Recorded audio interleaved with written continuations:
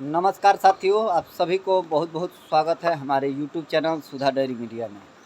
तो आज हम अपना जीवन के बारे में एक जीवन का परिचय देने वाला हूँ, जीवन के बारे में बताने वाला हूँ और मैंने कहाँ से क्या क्या किया है और आज इस जगह पर हूँ जो भी हूँ, और जीवन में कितना संघर्ष किया और किस वजह से मैंने ये सब कैसे कैसे हुआ सफल, टोटल कहानी जैसा आज है मेरा। अपना जीवन का बताऊंगा जो लगभग मेरे जैसा 80% लोग अपने भारत में है, जो मेरे जैसे हद से गुजरे हुए हैं, मेरे जैसा स्ट्रगल किए हैं और मेहनत बहुत किए हैं और बहुत पीछे भी रह गए, बहुत लोग बहुत तरक्की भी किए और हम भी कुछ उसी में से एक है जो आप लोग का आशीर्वाद मिला, सपोर्ट मिला और हम सफल हुए, सफल बोल सकते हैं आज हम, क्योंकि आज अब सफल है जो भी है, क्योंकि टेंशन नहीं है, अब जो भी है काम काज केवल करना है और सबसे बड़ा ज़िंदगी का चीज़ है कि 2 रोटी टाइम से मिले और सुकून से रहे। पैसा आप कितना भी कमा लो, सुकून नहीं कमा सकते, लेकिन वो चीज़ आज मेरे साथ हो चुका है जो चैन से मैं रह सकता हूँ और बिना टेंशन का जी सकता हूँ, जी रहा हूँ। ये चीज़ है। पैसा मैंने बहुत कमा लिया, कमाया नहीं, भले कोई सपोर्ट किया तो वो मेरा मेहनत और मेरा लगन और मेरा ईमानदारी कहे या मेरा तजुर्बा कहे या आप बड़ों लोगों का आशीर्वाद बोल सकते हैं। हम अपने से बड़ों का आदर सम्मान और रेगुलर इज्जत शुरू से ही, जन्म जब से होश हुआ है तब से दिया हूँ, उसी का देन है। मेरा कुछ कर्म, मेरा अपना ही कर्म खराब होगा और बुरा कर्म किया होगा कि मैं बहुत सारा मुसीबत भी झेला, परेशानी भी झेला, बहुत परेशानी झेला हूँ। आप अगर 5 से 10 मिनट टाइम निकालेंगे तो मेरे जीवन के बारे में जानेंगे, आपको शायद ऐसा आपके साथ भी हुआ हो। तो सबसे पहले मैं अपना परिचय एक दे देता हूँ छोटा सा। मैं मनीष कुमार तिवारी मेरा नाम है और मैं पढ़ाई कुछ खास नहीं किया, मैट्रिक पास किया हूँ, वो भी सेकंड डिवीज़न से, 10वीं क्लास पास किया हूँ। 2010 में मैंने मैट्रिक पास किया। उसके पहले मैंने अपना जीवन का होश मैं 2000, लगभग 2000 से 2001 से मेरे को फुल एंड फाइनल याद है कि मैं क्या क्या कर रहा हूँ। तो उस समय से मैंने जो किया वो चीज़ बता रहा हूँ। शुरू से ही एक लगाव मेरा जानवरों के साथ था। जानवरों में आप मुर्गी बोल सकते हैं, बकरी बोल सकते हैं, गाय बोल सकते हैं या कोई भी पशु है, उसके प्रति शुरू से ही लगाव था, क्योंकि मेरे दादाजी, मेरे पिताजी सबके देख के आ रहा हूँ घर पे हरदम, 1-2 गाय, 1-2 बैल, ये सब चीज़ रहे हैं। तो उसी से मेरे को लगाव रहा है शुरू से ही और उसी के वजह से मैंने कुछ समय शुरुआत में, पहले मैंने 10वीं जब पास किया, 10वीं पास किया जब, वहाँ से मेरा ज़िंदगी अपने पैर पर शुरुआत होता है। उसके पहले जो भी था वो मतलब एक पारिवारिक मामला से था, पापा के और माँ का सपोर्ट, पापा का सपोर्ट, भले किसान हम लोग हैं, बाकी पूरे फैमिली का सपोर्ट, और हमारा अभी भी फैमिली जो है एक साथ है, लेकिन किसी का कोई नहीं है, सब अपना अपना कमा रहा है, अपना अपना खा रहा है, अपना जो भी है अलग रख रहा है। हम जो है, हमारे पापा 4 भाई है और हम 3 भाई है, 1 बहन है। इसमें से सबसे बड़ा भाई मैं हूँ अपने भाई में और बहन में। मेरे पर से बहन है, उसके बाद 2 भाई है जो अभी शादी नहीं हुआ है, मेरा शादी हो गया, मेरे से पहले मेरी बहन का शादी हुई। ज़िंदगी का शुरुआत होता है 2010 में। मैं मैट्रिक का परीक्षा दिया मार्च में, और मार्च में मैट्रिक का परीक्षा देने के बाद मैं तुरंत किसी के साथ गुजरात चला गया नौकरी करने के लिए, और मैंने 2017 तक रेगुलर वहाँ नौकरी किया।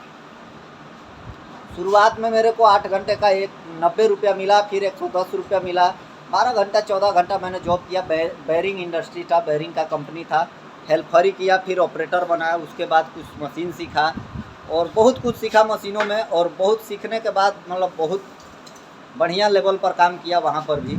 लगभग मैं 28,000 तक सैलरी भी पाया।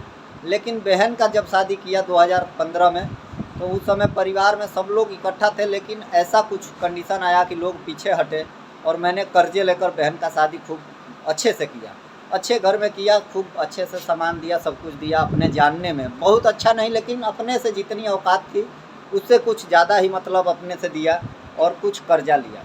3-4 लाख रुपया मैं उस समय 4 लाख का कर्जे में हुआ, और मैं कर्जे में हुआ तो मेरा छोटा वाला भाई जो है माजिल वाला, वो मेरे साथ गुजरात चला गया कमाने के लिए और कर्जा भरने के लिए। हम लोग कुछ दिन कर्जा भरे, तब तक मेरी मम्मी का तबीयत ख़राब हुआ। पहले से भी दवा चल रहा था, लेकिन मम्मी का अचानक तबीयत ज़्यादा ख़राब हुआ और पटना में हॉस्पिटल में पापा लेकर भर्ती किए, और मैं गुजरात से डायरेक्ट वहाँ आया था पटना, और डायरेक्ट वो मेरे मैनेजर जो थे उनके वहाँ काम करता था, और मेरे मैनेजर ने मेरे को फ़्लाइट का टिकट करवा के भेजे थे। और मम्मी को मैं वहाँ कंडीशन देखा, बहुत ख़राब था, किडनी का प्रॉब्लम था, लीवर का प्रॉब्लम था, कैंसर का प्रॉब्लम था, सभी बीमारी था। मैं मम्मी को अपने मेरे मैनेजर का सलाह था कि आप गुजरात लेकर आ जाइए, यहाँ खूब अच्छे से दवा होगा। मैं वहाँ लेकर गया और दवा कराया। लगभग नवरात्रि का मौसम था 2016 में, और सप्तमी दिन था, उसी दिन मेरी मदर एक्सपायर कर गई। दवा चला 10 से 15 दिन, लगभग मैं वहाँ भी 4-5 लाख रुपया दवा में खर्च किया। वो भी कर्ज लेके मैं कमा रहा था 10-12 हज़ार, और इतना कर्ज लिया। और उसको हम दोनों भाई कमाए कुछ दिन, तो धीरे धीरे कर्जा उतार भी लिया। थोड़ा बहुत रह गया 1-2 लाख। तो अब कंपनी में थोड़ा हमारा निजी प्रॉब्लम हुआ कि मैं 2-3 महीने रेगुलर कंपनी में नहीं गया। जो मैं काम कर रहा था उस काम के लिए बंदा रख लिए लोग। फिर मेरे साथ दुर्व्यवहार होने लगा, मेरे को पेमेंट भी टाइम से नहीं मिलना, कम मिलना, जो बढ़ रहा था वो भी नहीं बढ़ता था। तो ये सब दिक्कत आया, तो मैंने मैनेजर के यहाँ पार्ट टाइम जो जॉब करता था उस पर फुल टाइम करने लगा। मैनेजर भी कुछ दिन अच्छे से रखा, वो भी सही से नहीं पेमेंट दे पाए, क्योंकि उनका काम छोटा था तो नहीं हरदम दे पा रहे थे टाइम से पेमेंट। पारिवारिक टेंशन ज़्यादा था। फिर मैंने अपना छोटा मोटा वहाँ काम चालू किया, उसमें भी मैं फेल हो गया काम में। 2018 में मेरा शादी हो गया, और 2018 में शादी हुआ, और शादी के बाद बीवी वहाँ गई, 2-3 महीना रहे हम लोग। मेरा बिजनेस भी फेल हो गया गुजरात का। फिर वहाँ से हम गांव आए, और सभी भाई मिल के मेरे पापा से मेरे 1.5 लाख रुपया लिया था, कहीं से भी किसी से लेकर दिए थे। और अगरबत्ती का और हवाई चप्पल का एक काम चालू किया था। हवाई चप्पल और अगरबत्ती में से हवाई चप्पल का पहले ही स्टेप में फाइनल वो फेल हो गया काम, इसलिए कि मशीन मैनुअल था, और हवाई चप्पल जितना हमारा बन रहा था वो मटेरियल बहुत ख़राब मिल गया। जितने का मटेरियल लाया उससे आधा भी पैसा नहीं निकला, तो वो बिजनेस फेल हो गया।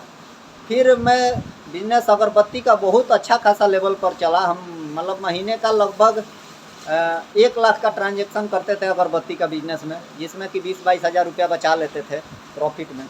तो हम 2 भाई चले गए बाहर फिर से दिल्ली 2018 में ही, 2018 नहीं 2019 में दिल्ली गए हम। मतलब लगभग वहाँ पर 4-5 महीना रहे, तब तक मेरा छोटा भाई और पापा यहाँ थे।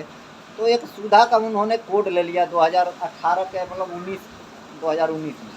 और कोड लिए तो उन्होंने कोड लेते समय गए जब डेयरी में, तो वहाँ ऐसा लोग बोले कि कोड लेना है तो मतलब 18 साल से ऊपर और 35 साल से नीचे के आदमी होना चाहिए। तो 18 साल से नीचे मेरा भाई है, 18 साल से ऊपर और 35 साल से नीचे। 18 साल से नीचे मेरा भाई था, 15-16 साल का था, और पापा 65 साल के। अब डेयरी का कोड नहीं मिला मेरे को। पापा फ़ोन करते हैं और 22 तारीख को, और मेरे को बोलते हैं गांव आ जाओ, डेयरी खोलना है सुधा का। अब वो किसी बात बात पे डेयरी खुला, और कोड ले लिए पापा। और कोड लेने के बाद हमने सोचा कि चलो अगरबत्ती का काम चालू ही है, तो हम अगरबत्ती भी चला रहे हैं और ये भी करेंगे। 2 भाई गाँव रहने लगे। दूध और अगरबत्ती दोनों खूब बढ़िया चल रहा था। और गाय, हमने गांव का दूध पहले नापना शुरू किया। 2 ही गाय थी हमारे पास, तो हमारे दिमाग में आया जब गांव रह रहे हैं तो 1-2 और गाय बढ़ा लेते हैं। और हमने गाय खरीद लिया 2, जाके किसी से 2 लाख रुपया कर्ज लेते, और 2 गाय खरीद के लाया। और 2 गाय लाया तब तक, मतलब उसमें से मेरी 1 गाय प्रेग्नेंट थी, और 55,000 की गाय मर गई। फिर उसके बाद मैंने तुरंत फिर 1 गाय खरीद लिया, वो कर्ज का ही पैसे से। और मार्च महीना था और गाय मरी थी। फिर उसके 7वें दिन एक और गाय मर गई। 2 गाय मरी, 1 बछिया मरी। थोड़ा सा मेरा मानसिक प्रॉब्लम फिर हुआ कि बाहर चले जाऊं, लेकिन फिर मैंने सोचा कि इसको करना है, काम करना है, और इस काम को मैंने मन में ठान लिया करना है। तब तक क्या हुआ, 2020 के मार्च में 22 तारीख को लॉकडाउन लग गया।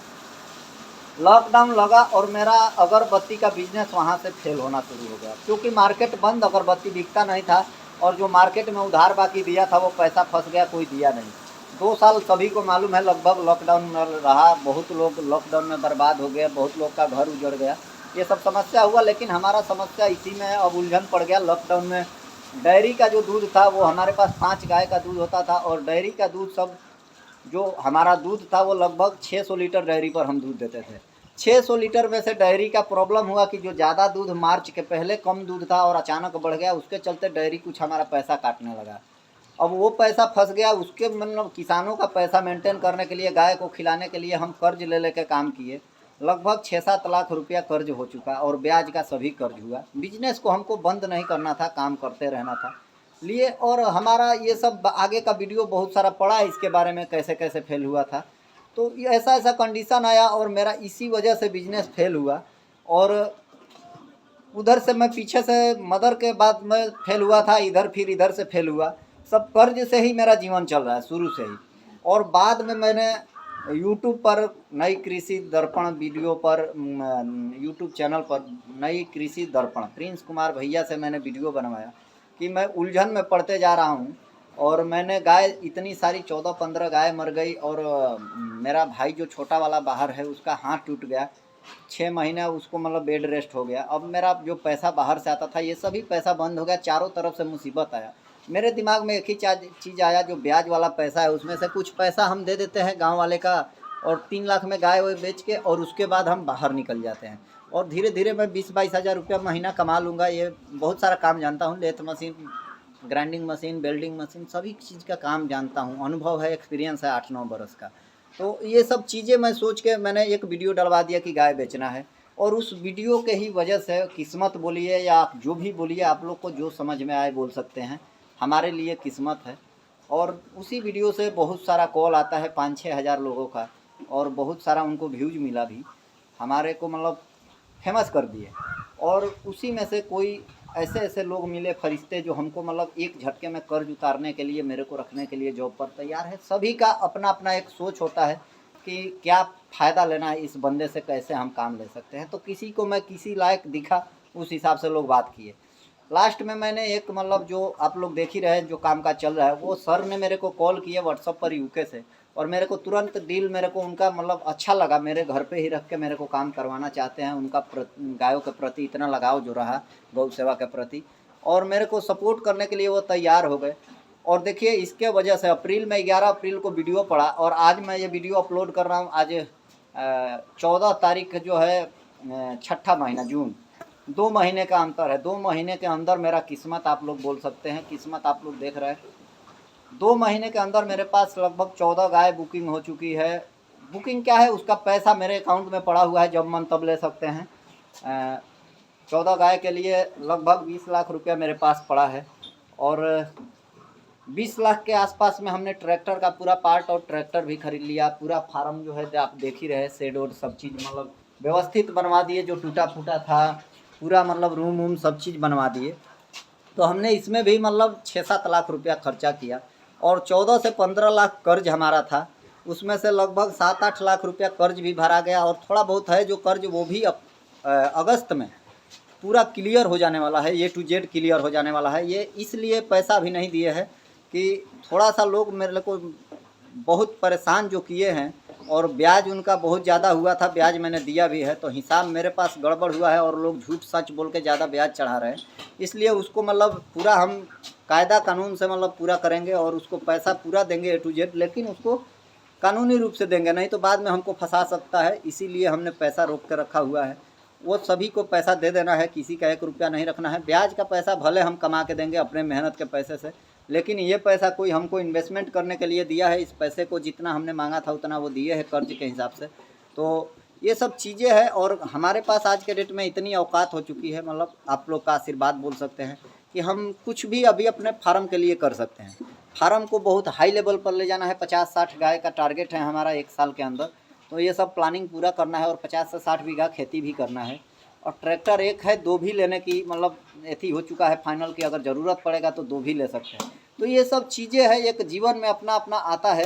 किसी को मेरी बात जो है ना मतलब बोल सकता हूँ, एक गलत शब्द है, बकचोदी लग रहा होगा, लेकिन हकीकत है जीवन का, आप समझ सकते हैं, जो समझे होंगे वो समझ सकते हैं। लोगों के जीवन में ऐसा आता है। और कौन कौन भाई के जीवन में ऐसा स्ट्रगल आया है, आप ज़रूर कमेंट कीजिएगा कि मेरे जैसे हालात से आप लोग गुजरे हैं, प्राइवेट काम किए हैं, और ऐसा ऐसा मुसीबत आपके साथ भी आया है। तो आप लोग सपोर्ट कर रहे हैं, और अगर हमारा ऊपर वाले का आशीर्वाद, अगर ये चैनल हमारा अभी बहुत ग्रो कर रहा है, चैनल से भी कुछ ही समय में मोनेटाइज हो जाएगा, पैसा आने लगेगा जिस हिसाब से अभी चल रहा है। तो हम इस चैनल का पैसा, जो ऐसे होंगे मजबूर लोग होंगे मेरे तरह, उनके लिए भी सपोर्ट के लिए इस चैनल का पैसा रखेंगे, गौ सेवा के लिए रखेंगे।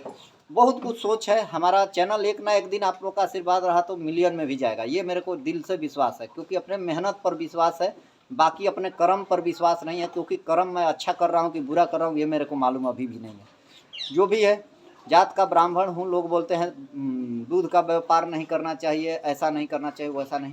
तो जो भी हो, लेकिन जो है गौ सेवा करने का दिल में एक कहती है, भले देसी गाय नहीं है लेकिन जो भी है हमारी माता। देखिए हिंदू धर्म है, हिंदू धर्म में कोई ब्राह्मण ही केवल नहीं है, यादव है, भुनिहार है, क्षत्रिय है, सभी लोग हैं, ठाकुर है। ऐसा नहीं है कि ठाकुर की माँ नहीं होती है, उसी प्रकार से इसका भी हम मानते हैं, ये भी हमारे लिए माँ है। किसी भाई ने कमेंट किया कि पहले नस्ल पहचान लो, आप गौ माता इसको बोलते हो विदेशी नस्ल को पाल के। अरे भैया विदेशी है तो क्या हुआ, किसी का भी माँ होती है। तो उसी प्रकार से हमारा एक सिद्धांत है, और देसी पर भी हम काम करेंगे। जब पैसा हो जाएगा तो देसी गौवंश को हम बढ़ावा देंगे, फार्म के रूप में नहीं, गौ सेवा के रूप में हम उसको बढ़ावा देंगे। वो भी एक प्लानिंग है हमारा, 1 साल के अंदर वो प्लान पूरा होगा। क्योंकि जब हम ज़मीन एक खरीदना है अपना फार्म के लिए, ये जो है सब मिक्स में है, पापा चाचा सभी का। जिस दिन प्रॉब्लम आएगा, इसमें लोग अधिकार करने लगेंगे, तो हम खुद का करेंगे। उस समय गौ सेवा के लिए एक फार्म बनाएंगे और गौ सेवा उसमें होगा। और आगे अगले वीडियो में बहुत बढ़िया बढ़िया जानकारी अब गायों के बारे में आने वाला है। गाय आएगी, कहाँ से आ रही है, किससे लिया हूँ और फाइनल कहाँ किया हूँ। क्योंकि डील सभी का नंबर आया, लेकिन ड्रिल किसी एक से ओके होता है, वही चीज़ सेम है। तो सभी चीज़ आगे वीडियो में पड़ता रहेगा। एक छोटा सा हमारा परिचय था और हमारा जीवन का कंडीशन है, बहुत इसमें छूटा भी है, जानते हैं। इतना में ही जब 18 मिनट हो गया तो बाकी का वीडियो लंबा हो जाएगा। लेकिन आप लोग प्लीज़ मेरे जैसा स्ट्रगल किए हैं तो एक कमेंट कीजिएगा। और किसी भाई को अगर मेरा शब्द बुरा लग रहा है तो हाथ जोड़ के आप लोग से क्षमा चाहता हूँ। और जो भी है गलती होता है इंसान से, गलती मेरा जो भी है उसको आप लोग, जाहिर है यूट्यूब पर जो हमने कमेंट का सेक्शन ओपन रखा है, ऑन रखा है, उसको बंद भी कर सकते हैं, लेकिन आप लोग के लिए रखा है। तो प्लीज़ अगर बुरा लग रहा है तो आप बुरा कोई उल्टा शब्द कमेंट मत कीजिए। जो भी है मेरे को समझौता देना है तो व्हाट्सअप नंबर है, आप व्हाट्सअप नंबर पर डायरेक्ट हमारे को मैसेज कीजिए और हमको बताइए। ये जो है जाहिर लोगों के लिए है, लोग बहुत सारे हमारे सपोर्टर भी है, ऐसा है। तो